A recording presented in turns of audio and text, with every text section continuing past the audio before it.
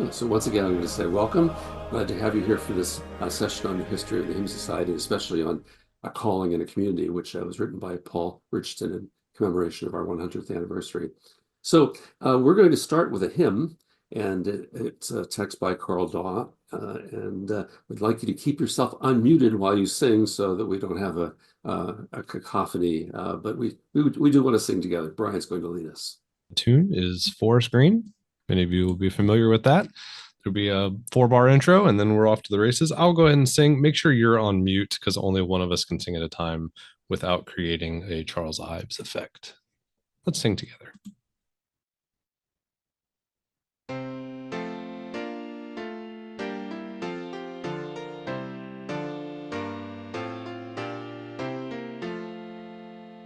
Sing to the Lord no threadbare song, no time worn to bless him, no sentimental gratitude, no empty pious whim, but raise a song just of the fresh, strong and tense, as new as God's eternal now, transcending time and sense. Verse melodic, declare in telling phrase the glory of the only God who merits thanks and praise. All other hopes will disappoint, their brittle luster fade, but sure and strong remain the Lord, by whom all things were made. Heavens rejoice and earth be glad, exalt you roaring seas. Let fields and plains resound with joy that echoes from the trees. As nature sings, let people join, and tune and discord cease. For God shall come to judge the world with justice, love, and peace.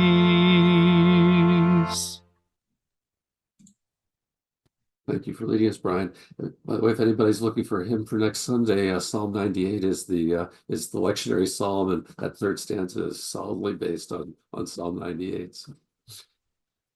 Well, we're really glad to have Paul and Deb and Carl here to talk, but this is an opportunity for all of us to kind of join in talking about the history of the Hymn Society. So there are a couple of ways that you can participate. One of them is by making comments in the chat as we go along, and we'll be monitoring that, and there'll be times when we'll be calling on different people. We're also going to go into groups at some point and have an opportunity to have some discussion among 5 or 6 at a time. And then also we will have some open forum time where you can ask questions or make comments about things that you've heard along the way. So with that, hope you're ready to go with this. And we'll start by asking Paul to talk a little bit about the book and offer some reflections. Hello, Paul.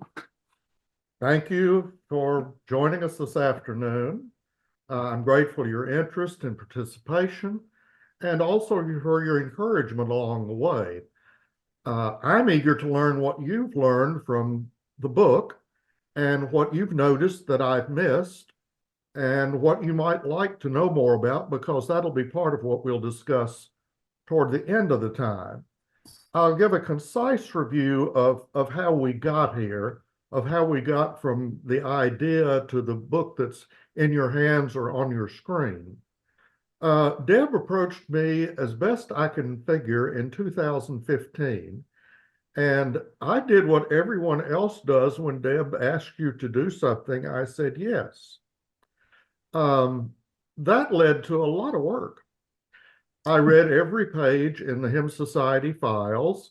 including such documents as the clearance from the Virginia Department of Agriculture. I communicated with lots of people. I went back the other day and counted the emails, and after the duplicates were removed, I'd done that along the way, I had almost 2,600 emails related to the history. So there were probably something over 4,000 in the process. The planning stages were a collaboration with Deb and with Margaret Leask.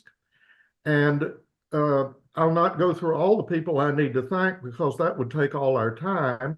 I'd encourage you to look at the list of those in the introduction.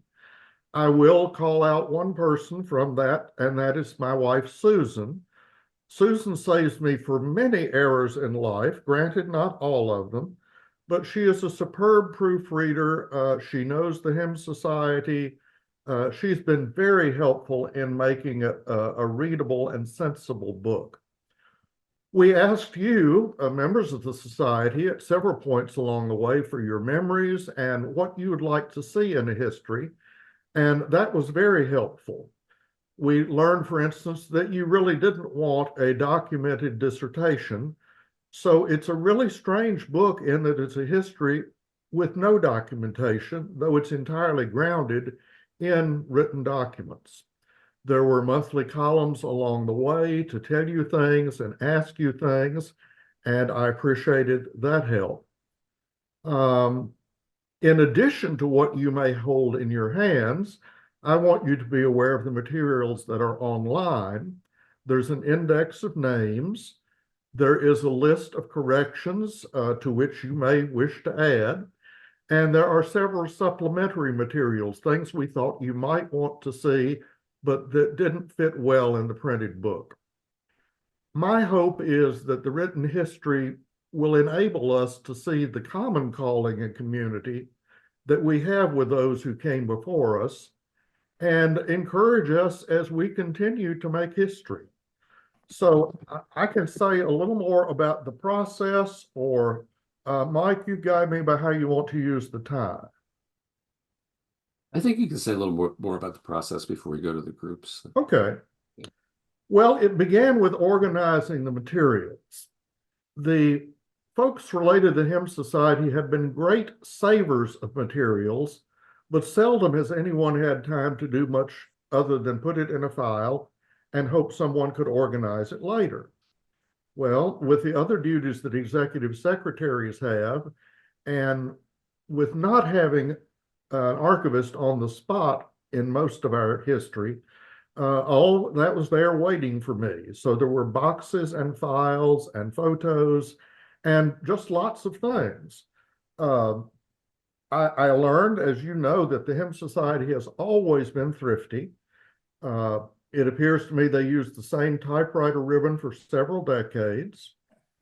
Tom Smith only used one box of carbon paper in his 20 years, so far as I can tell, but there was an unlimited supply of staples. So going through those files meant removing staple after staple after staple, at least up until the Smith years. When a letter was typed, there'd be a carbon, and that carbon would be stapled to whatever came back, and that would be stapled to whatever the next carbon was, and on and on. And there were cases where I removed as many as 15 staples. Well, that's sort of the mechanical part of it. How do you tell a history? Well, when I used to teach musicology, I said that one of the nice things about history was that it happened in order. But that's not entirely true. There are things that span larger periods. There are points that come up at one time that may be left till later. And so part of the working out of the history was seeing what it told me. The pretty clear themes for early on were continuity and change. Those have always been part of our story. The poles of elitism and inclusivity, we always face that, whether it's in a congregation or another organization, when you're trying to do the best, but you're also trying to bring along as many people as you can. And then you learn that, hey, other people may have their best too that didn't fit the definition you started with. Well, pretty soon it became evident that what I used as the word calling, we had a common purpose, but that was equaled by a community which was always, to some measure, a diverse community. Now, we've become aware more of diversity in the last quarter century, but it's heartening to me to look back and see how they shared different ideas and different experiences very early in the process.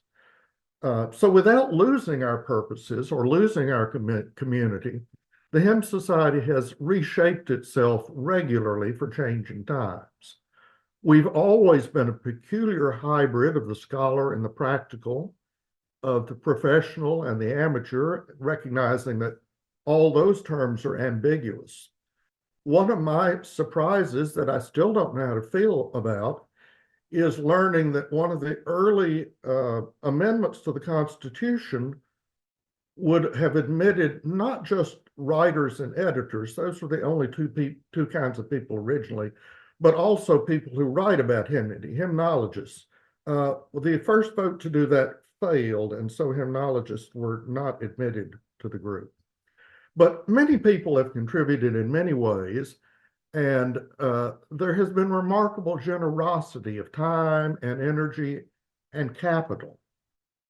To begin to sort this out into not one long narrative, but sections, I tried to find the shifts in identity.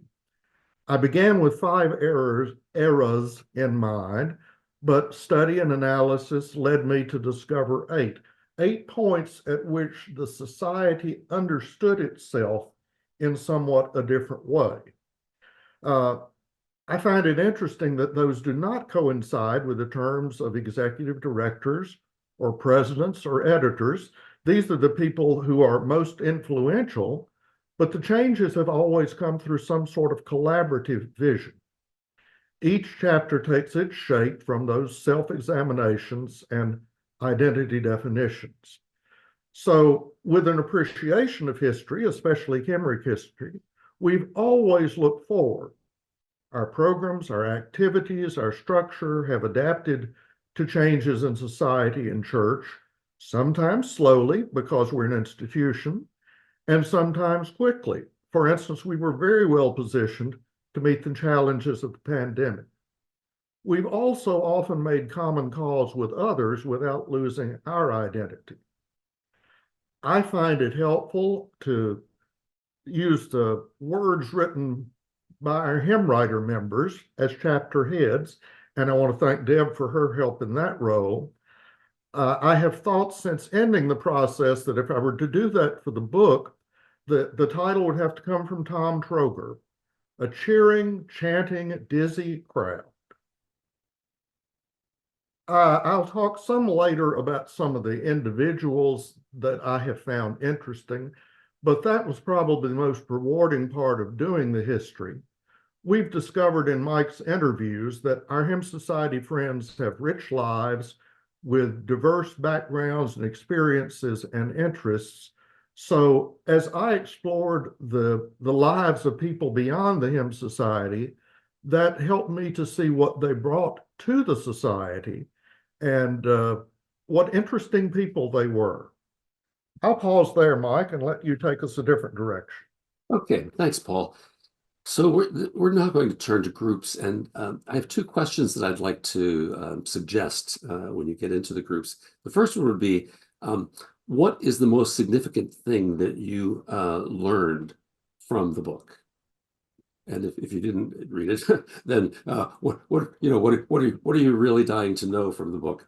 And then the other question is, what questions did this book raise for you about the Hymn Society, about what we do, about whatever? So what did you learn, and what questions were raised? We're going to go into groups of 5 or 6. So I'm going to ask, when you get into your group, and let's do it for 17 minutes.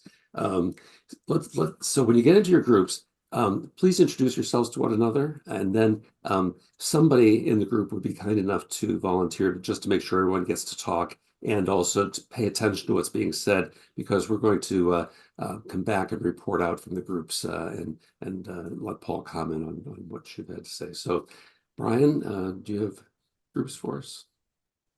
Prepare for transport. All right. Well, hello, everybody. I think we're all back now. Let's see, just to be sure. Yep, I think we should all be back. Okay, great. Well, thanks. So I hope your groups were interesting and fun, as fun as our group. Our group is a lot of fun.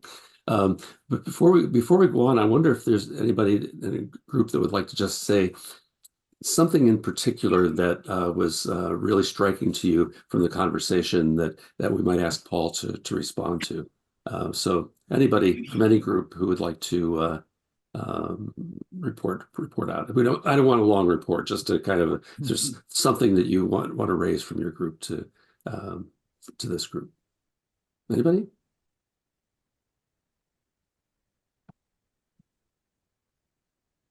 In our group, one of the things that several of us mentioned was, in reading about the time in which we have been part of the society, putting that in the context of everything that came before.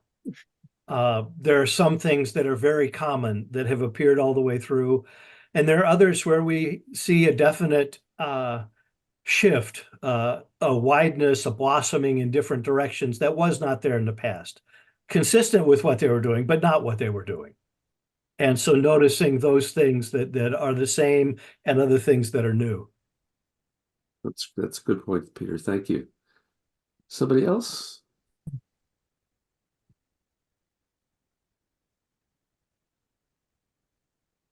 Well, before we go to somebody else, Paul, you want to comment on Peter's point?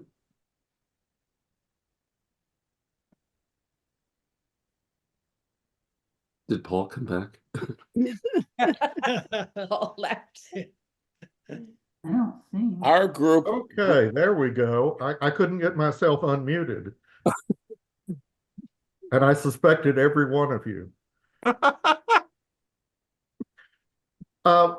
In our group, we talked about the historical and current inclusiveness of the society.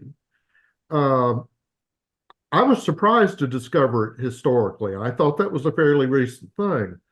But we have always been diverse and seeking to become more diverse and inclusive.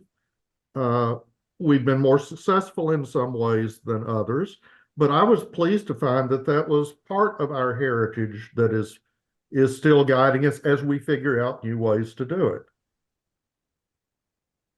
Thank you, Paul. Anybody else from any of the groups want to raise a comment that you heard or a question that you raised? Maybe while we're on that topic, Paul, I'd like to have you address, it's implied, I think, in several places in the book, but what is there from that little cadre at the beginning that you mentioned inclusive? Are there other strands that just seem to be more or less pulled through the 100 years that find their sources there? Well, from meetings within the first couple of years, there were people who were involved in using hymns in mission settings. And as they came through New York, because that's where their connections with American denominational agencies were, they would come to the society and talk about the challenges they faced.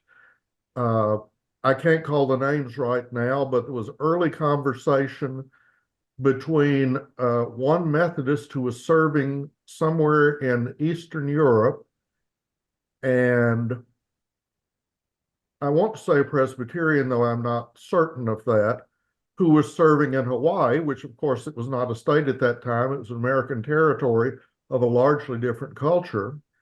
And they talked about what they used, and one of them asked the other, are you having trouble getting them to sing traditional hymns rather than popular things coming in from the States? Wow, I had no idea. So there's that conversation very early, and the conversation with people involved in missions and with people coming from other cultures to America enriched that very early. Great, thank you, Paul. Why don't we go to Carl Daw, and we're going to hear from both Carl and then Deb a little bit, because they were both involved in with this book as it went along. So, Carl, would you like to offer some reflections?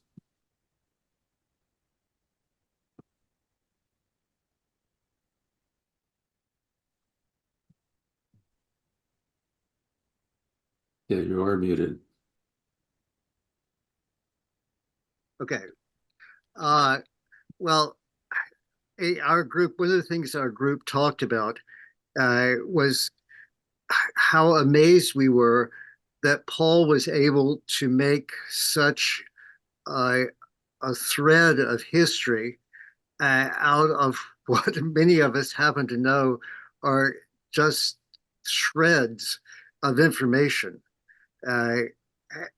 Having once been custodian of many of those materials in the executive director's office, I know how unconnected many of those pieces of paper are, and how difficult it is to discern from, say, the minutes of early meetings what was behind the discussion, or anyway, it's quite miraculous to me that the narrative hangs together so very well. And I'm very grateful for it. I wish I'd known many of those things in the past, because it would have made sense. In fact, one of the things I have now found that I like to do is that I come to a name of someone I know or have known, and I go to the index and then look at all the places where they're mentioned in the book. And some of them, I found it quite amazing how they would begin with maybe a mention on the committee, and then they took an office, and then they did something else, and they did something else, and then they ended up being a fellow. It's always been the way that people start small and end big in this society. The people who really commit find a place and have something to contribute. I think it's. I think one of the we discussed in my small group the way the book is put together, which I know that Paul had in mind from the beginning, with what he calls the sidebars that focus on individuals, some of the early founders, some presidents, and other sorts of things. But not everybody was an officer, or many were representative people. And having that sense of the value of particular persons, the blending of the general and the particular is, I think, a great strength of this history. It helps to give an immediacy to the sense of being a part of this history, because some of those people, many of us will have known, and say, oh yes, but I didn't know that about them. And it really is quite exciting. And I wish I had known some of those things about people, some of whom are now departed. The one thing I did find that I wish we'd had a little bit more information about was the Hymn Society book service. Because while I thoroughly understand why we don't have it anymore, because particularly because of online bookstores now, when it was in existence, it was a very important resource for understanding what was going on, or had gone on, in hymnological materials. For example, the section in the book service on individual authors and composers was a very valuable place to stay abreast of what was being published, especially if it was being published by self-publishing or by someone not associated with one of the major publishing houses, where we would have seen ads for it. And also we were able to do things like import facsimiles of the oldie hymns and other kinds of things that were not readily available in other places. Also, it was an integral part of the conferences during those years. And in fact, I think when I first started as executive director, we only had the bookstore open when there were no sessions, either plenary or sectional. And then after a while, we realized that people were learning things from the book service and that it really was contributing to the educational program of the conference. And so we began to have the bookstore open during plenary, during sectional times. And I think I know that it was certainly a great logistical issue for every conference, was where are we going to put the book service? And the other thing, especially when we had Canadian conferences, trying to take books into Canada, we had to take only one copy of each book and have people order it, rather than actually sell a book that was not printed in Canada. And there are stories about things involved in getting books into Canada and out of Canada, like waiting at customs. For the Halifax conference, the forms had to be done in quintuplicate, and they talk about carbons, Paul. Yes, some of those carbons were very fuzzy, and the place where we had to do customs, the one person who knew how to do the forms wasn't there for about 4 hours while we waited for him to come in. And then he came in and he said, "Oh, that looks fine." So anyway, but on the whole, it's a wonderful history, and I've read it several times now, and every time I read it, I learn something new and wonderful. Thank you, Carlton. A lot of those issues haven't really changed very much in the years since you were the executive director. So thank you for that. Deb, Loftis, you want to make some reflections on the book? Yes, thank you. Can you hear me okay? Yes. I got frozen on the computer and had to log back in on my phone. So hoping that the connection holds.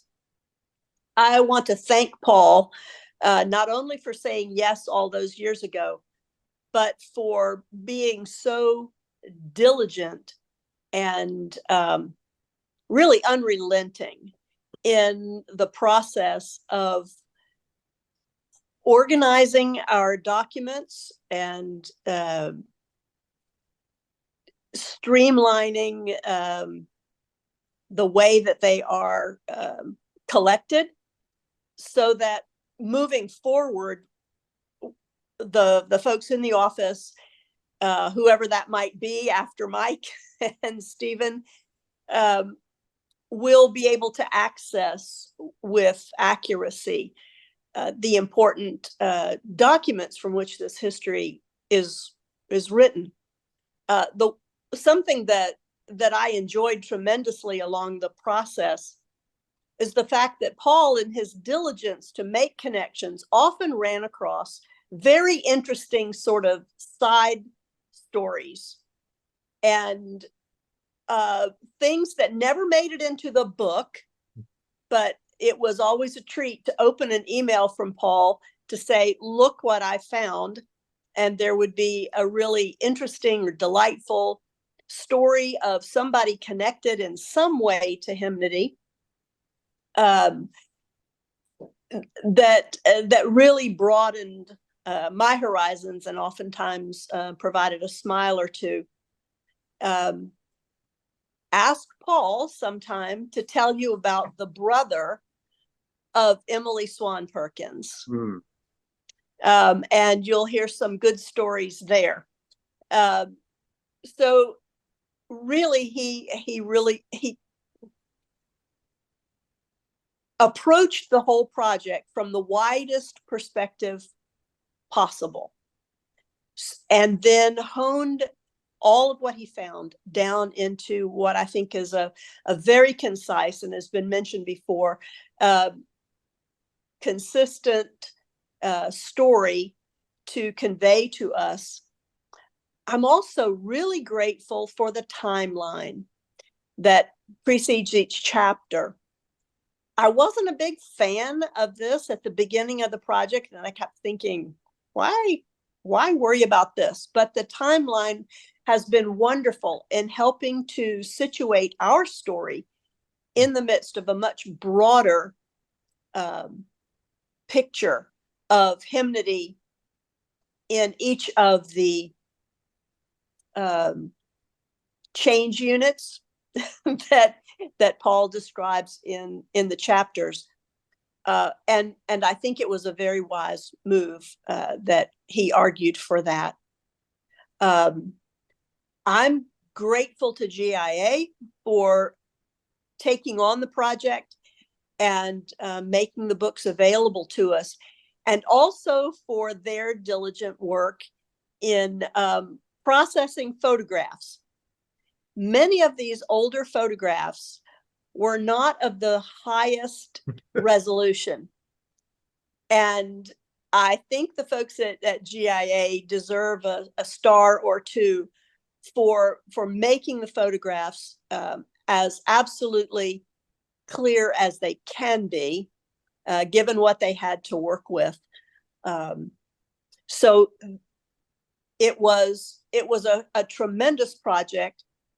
I'm glad to say that Paul and I are still friends after my invitation to him, which pretty much consumed his life for the next 5 or 6 years.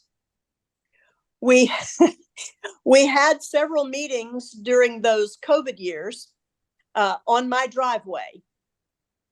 Paul would come over with his computer and his coffee, and I would set up lawn chairs about 15 feet apart, and we would discuss various findings that he had, questions that he wanted to discuss, and show me things that all took place in a rather unusual setting. But all of it together, I think I just want to applaud Paul's determination to see this through and to produce a book that will be a tremendous asset, not only to leadership in the Hymn Society, but to anyone who cares to read it, to understand more about who we are and how we got where we are and where we're headed. I would bring up one thing from our small group that was discussed, and that was the need to remember to stay focused in the congregation, to provide accurate information about hymns, about their writing, and about their use and application, to assist those who are trying to enliven hymns around our country. I think Paul drew attention to that sort of continuous dichotomy that we have between the scholarship and the practical. I was reminded in that conversation of the words of Hugh McElrath, mentor for many of us, and unflagging proponent of congregational singing. When I questioned him as a young student about how he could manage to be a professor of musicology and hymnology, and also have considerable responsibility as minister of music in a local congregation. How could he do all of that? And his response to me has become kind of a motto for me, at least to strive for. He said that his teaching of hymnology and musicology informed his work as a church musician and kept him fresh. And his work as a minister of music kept him rooted in what was really important about scholarship in hymnody and music history.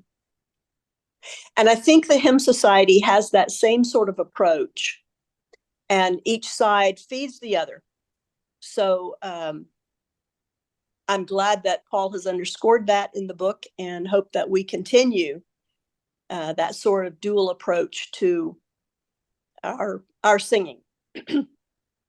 Thank you, Paul. Thank you, Deb. I just wanted to jump in and say how that I'm stunned that Deb Loftis questioned Hugh McElrath. That never occurred to me. I only asked a question. It's a little different. Yeah. Well, Paul, since we've heard from Deb and Carl, I wonder if there's anything that you picked up on that you'd like to respond to. Well, I'll go back to one aspect of Deb's about the timeline. I think we have to give credit to Margaret about that. Margaret thought that would bring a good framework, and I was also skeptical at the beginning, but it certainly helped me in placing the Hymn Society in a larger context. So I'm grateful for her to bringing that idea, and it was not easy to do, but again, I learned, and that's why I do these things.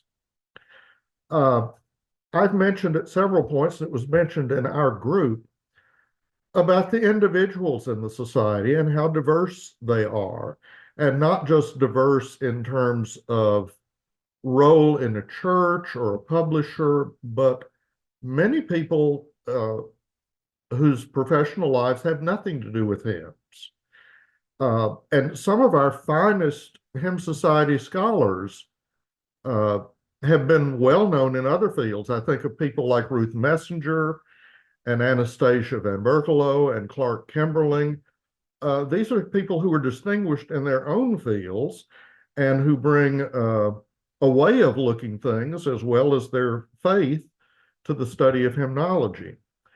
I have a couple examples here to show you some of the amusing things I came across. In the 1946 minutes, there was a mention of a paper by Messenger on hymns in Mozambique. Well, I've been trained by Michael Hahn to always prick up my ears when I hear Mozambique.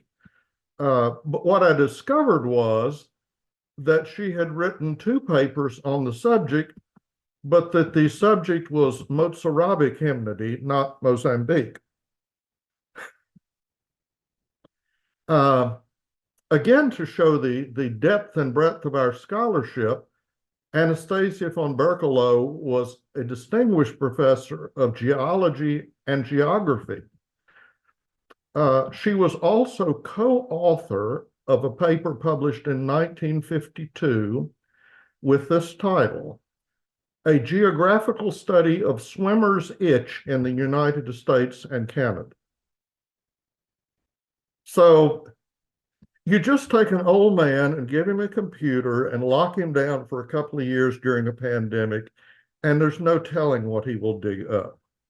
I found the individuals fascinating, as I still do, and I would encourage you to look at least as far as the Canterbury Dictionary at the bios on many of these people. Distinguished in many fields, distinguished for their service to the church, and important contributors to the society. Indeed. Thank you, Paul. What I'd like to do now is perhaps open it up to anybody who'd like to ask a question or make a comment. All you have to do is just unmute yourself and speak up, and hopefully we won't have more than one person at a time. So anybody like to ask a question or make a comment?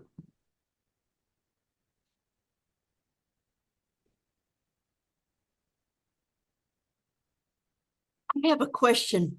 I think Paul mentioned that in the early days, hymnologists were not admitted to the society. What was the reasoning for that? Well, the society began as a group of hymn writers in the greater New York area. That's how they described themselves in one of their sort of early "would you like to come" communications. And so it was limited to people who had written texts and tunes and those who had edited hymnals. And when an amendment was first brought to admit those who had written about hymns, it was voted down. Thank you. Interesting. We were joking in our group that the board might consider reinstating that policy. Well, when did they change their mind? Gradually through the 1930s, that amendment was voted down about 1929 or 30. And about the same time, they wanted to make more influence in the churches. So they created a category of associate membership. And hymnologists could be associate members. So a couple of distinguished writers, and I don't have the names in front of me, were first associate members before they were admitted as full members. The associate member was done away with about 1942. There was a question in the chat asking if we could review how the supplementary materials online can be accessed. Can you run over that, Mike or Paul? Stephen put a link into The link's in the chat. It's right. It's just directly below the. Comment. Oh, sorry, I didn't see that. But thanks for pointing it out. In case people missed that, there's a link to those supplementary materials. And those other stories that Deb was talking about will probably be up behind a paywall at some point. Well, now that we have the National Enquirer in the news, anybody else like to ask a question or make a comment? Well, Paul, is there anything else you'd like to say to us before we break up?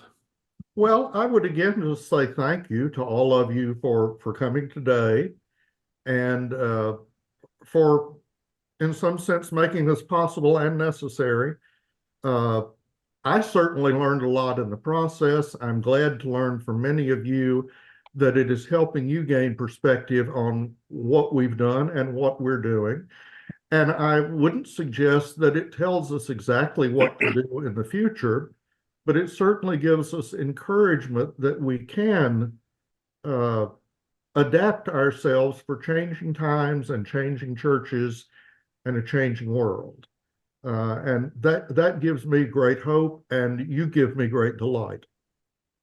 Well, you certainly have provided a means for us to have hope, because we've experienced the history through you. And Paul, thank you on behalf of all of us for doing this wonderful project. It's really and I see it's good to see you all. And I see Michael Silhavy here, and I want to make sure that reiterate what Deb said. Our thanks to GIA for making this book possible from a production standpoint and distribution. So thanks to everybody who was part of the history, to everyone who has read the history, to everyone who's participated in this meeting, and above all to you, Paul. Thanks so much. Thank you. Okay, everybody. I think we're going to call it a day. We're going to have a song now to close. So Brian, Are we going to do the quiz? that was You sent out the whole quiz. That's behind the paywall. Oh, okay. The closing song is we're going to sing it to King's Fold, which many of you will be familiar with, I assume. And it's a 4-stanza hymn. So the way I'd like to do it is I need 2 brave volunteers. I'm going to sing the first stanza, and then I'll ask you, the second volunteer, to unmute yourself and sing the second stanza for us, and then the third stanza.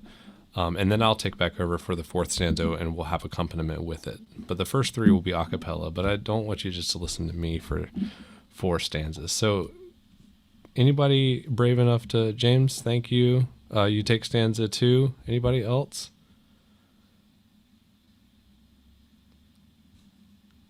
Everyone Chris? will have disconnected by the time stanza 2 is over, so Okay. it's pretty safe to be All right, stanza 3. so James Hart Brummel will do 2. Chris, thank you. Chris Crowley will do stanza 3, and then there will be a brief introduction from the accompaniment into stanza 4. All right, so feel free to sing along on mute, and then James and Chris unmute yourselves for your stanzas. Here we go. Do-do-do. Your voice can sing a heartfelt hymn and chant a psalm alone. Your voice can sigh a deep lament or shape a... I didn't share my screen. You all were just going to let me keep on keeping on, weren't you? You were. Well, I was trying to figure out what I'd missed that I was Right. supposed to have You're this. like, what am I going to sing? Yeah, it's going to be so much better with... Can you see the words now? Wonderful. Do-do-do. Here we go. Your voice can sing a heartfelt hymn and chant a psalm alone. Your voice can sigh a deep lament or shape a wordless groan.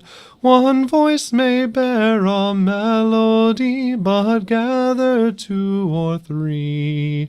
And Christ is in the midst of us to teach us harmony. Your hands can grow and gather wheat or tend a fruitful vine. Your hands can shape a loaf of bread and pour a cup of wine. One person's hand may make a meal, but offer guests a place.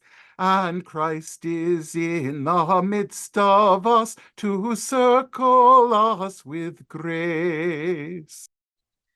Your eyes can read the scripture's word and see the story's scope. Your eyes can scan the Bible's breadth to find its words of hope. One person's eyes may see in part, but join to read with friends. And Christ is in the midst of us, the living word God sent.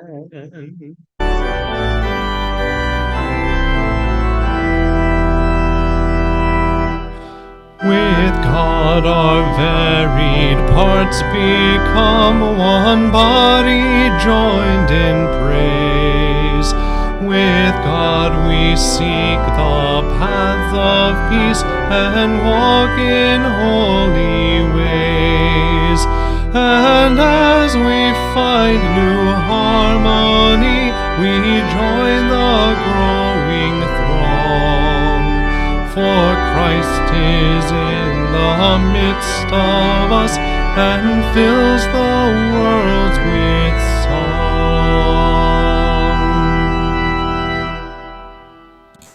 As Adam just pointed out, the copyright should be GIA.